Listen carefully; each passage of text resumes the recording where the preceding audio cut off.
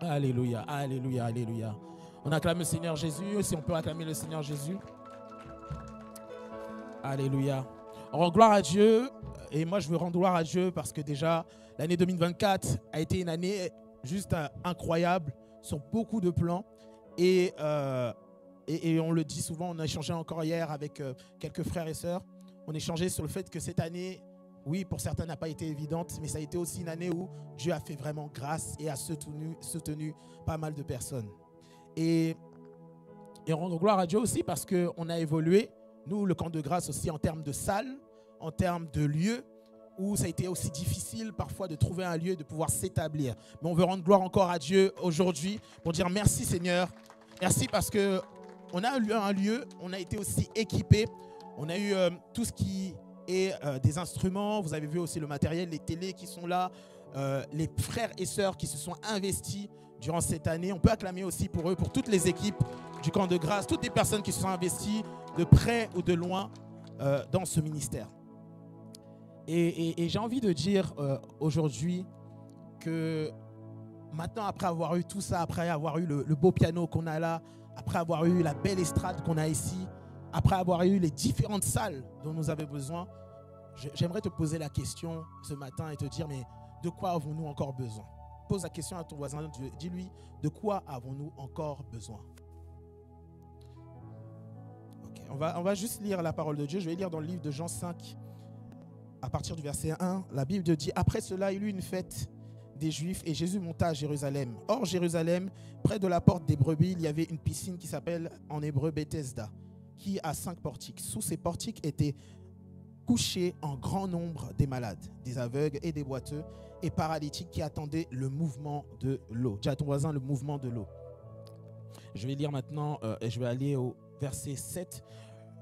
Le malade lui répondit, je n'ai personne pour me jeter dans la piscine quand l'eau est agitée.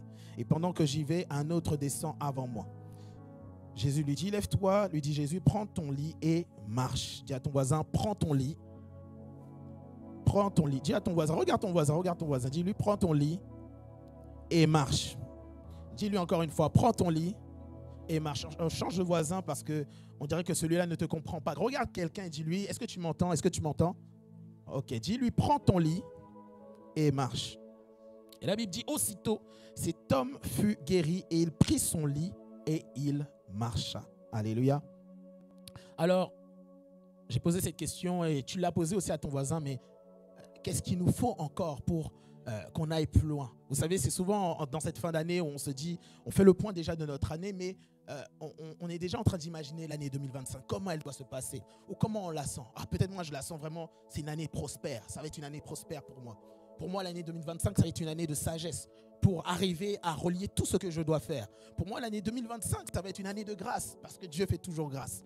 Et vous savez, on nomme souvent nos années, on a l'habitude de nommer et il y aura encore un thème cette année pour l'année 2025 pour nous, Église. Mais vous savez, nommer une année, ce n'est pas tout. Ce n'est pas simplement ce qu'il faut faire. Et parfois, on se dit peut-être qu'il faudra évoluer peut-être en termes de technique, peut-être dans les chantres, dans leur technique vocale, ils vont peut-être devoir s'améliorer. Mais vous savez, ce n'est pas seulement ça qui fait que le vent de Dieu vient ou le mouvement de Dieu arrive. On fait souvent ces prières, Seigneur, je veux le réveil. Donne-moi le réveil, Seigneur. Et on pense que c'est parfois dans les choses matérielles, dans le fait d'avoir encore plus de salles qui va faire la différence. Et j'aimerais te dire que ce n'est pas vrai. Parce qu'il y a déjà eu un réveil qui a déjà commencé. Et le réveil, en réalité, est toujours en cours. Et ce réveil a commencé dans Acte 2. Dans Acte 2, vous avez bien vu que les disciples étaient rassemblés. Et les disciples, peut-être, n'avaient pas une grande salle. On dit qu'ils étaient dans une chambre haute. Mais les disciples avaient un feu. Il s'est passé quelque chose là où ils étaient.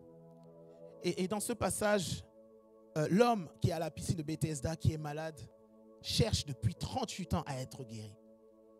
Et on dit qu'il y a des boiteux, il y a différentes personnes qui sont là et à chaque fois, ils espèrent tomber dans l'eau et être guéris. Mais parfois, on ressemble à ces personnes qui sont autour de la piscine de Bethesda, qui attendent le mouvement de l'eau, qui attendent que l'eau bouge et pour être aussi jeté et être guéri. Parfois, on est les paralytiques, on est les boiteux, on est les personnes qui attendent que quelque chose se passe. On est dans le culte et on regarde ce qui se passe sans être participatif. Et c'est ce que Jésus est venu faire. Jésus n'est pas venu guérir simplement le corps de cet homme. Jésus est venu guérir la foi d'un homme. Et Jésus veut guérir ta foi aujourd'hui. Jésus veut toucher ta foi. Parce que c'est une question de foi. Qu'est-ce que nous avons besoin pour faire plus? En réalité, nous avons tout reçu. Et je ne parle pas de choses physiques. Je parle de ta foi. Combien de fois Jésus est venu devant quelqu'un et lui a dit, ta foi t'a guéri. Ta foi t'a sauvé. Ta foi fait la différence. Le feu que tu as fait la différence. L'onction que tu as fait la différence. Amen. La voix dont tu utilises, que tu utilises, fait la différence. Amen. On n'a besoin de rien d'autre. Vous savez, pour faire réellement ce bruit, ce réveil, comme on peut le dire, on a déjà reçu. Il faut juste 2 éléments, même 3 éléments. Premier élément, il faut l'Esprit de Dieu. Deuxième élément, il faut la parole de Dieu. Et le dernier élément, c'est ta foi. Le dernier élément, c'est ta foi. Jésus a dit, le juste vivra par la foi. Le juste vivra par la foi. Est-ce que quand tu viens dans la maison de Dieu, tu viens avec de la foi ou tu viens par habitude parce que tu attends le mouvement de l'autre? Tu attends que les chants commencent à chanter. Tu attends que la caméra soit là pour que tu commences à louer. Dis à ton voisin, qu'est-ce que tu attends encore? Il n'y a pas d'autre mouvement qui doit venir. Le réveil, je ne suis pas quelqu'un qui parle souvent de réveil, parce que je crois que le réveil, c'est nous. Le réveil, c'est déjà nous. On n'attendra pas quelque chose de nouveau que Dieu va faire. Dieu a déjà tout donné, mais c'est peut-être à nous de nous réveiller. C'est peut-être à nous de parler. C'est peut-être à nous de dire les choses, Amen. De faire les choses autrement. Est-ce que tu viens encore dans la maison de Dieu avec une attente et de croire que pendant que tu loues, le Seigneur peut t'apparaître? Est-ce que tu crois que pendant que je suis en train de prêcher, quelque chose peut se passer dans ta foi et dans ta vie? Amen. Est-ce que tu crois que quand les serviteurs et les servantes de Dieu viennent ici, que Jésus lui-même est en train de marcher, est en train de visiter son peuple? Alléluia. Jésus a dit à un moment, il est arrivé en Israël et il a regardé, il a pleuré sur le temple parce que les hommes étaient là en train de faire du business et ne priaient plus. Et à un moment, il se tient au loin et regarde Israël, il dit, mais Jérusalem, si tu connaissais le temps de ta visitation, si tu avais connu que j'étais parmi vous, mais vous n'avez pas crié, vous n'êtes pas réjoui de ma présence, vous n'avez pas regardé à ce qui était réellement important. Et ce qui est important, moi j'ai envie de te dire, c'est ta foi. Dis à ton voisin, sois un homme ou une femme de foi. Sois un homme ou une femme de foi. Ta foi fait la différence. Ta foi fait la différence. J'ai regardé, et quand je regarde le prophète Yann, durant ces années, parce que ça fait quelques années que je le vois, et son secret, très souvent il me dit, mais homme de Dieu, tu sais, moi je ne suis pas comme ces gens-là qui cherchent à faire des choses bizarres pour faire le ministère, pour faire des choses grandes, qui vont exagérer, même parfois tricher. Il me dit, homme de Dieu, tout ce que j'ai besoin, il me montre sa Bible. J'ai mon mouchoir, ma Bible, mon huile. Et il me dit, j'ai ma foi. C'est tout ce qu'il a. C'est avec ça qu'il fait tout ce qu'il a fait. C'est avec ça que le camp de grâce est arrivé. C'est avec ça qu'il a bâti sa famille. C'est avec ça qu'il a fait ses rencontres, sa foi. Il nous expliquait combien de fois qu'il allait, il faisait des chemins, des fois pendant 12 heures. Il conduisait en voiture juste pour aller à un événement, juste pour aller à participer à un événement où un homme de Dieu peut prêcher.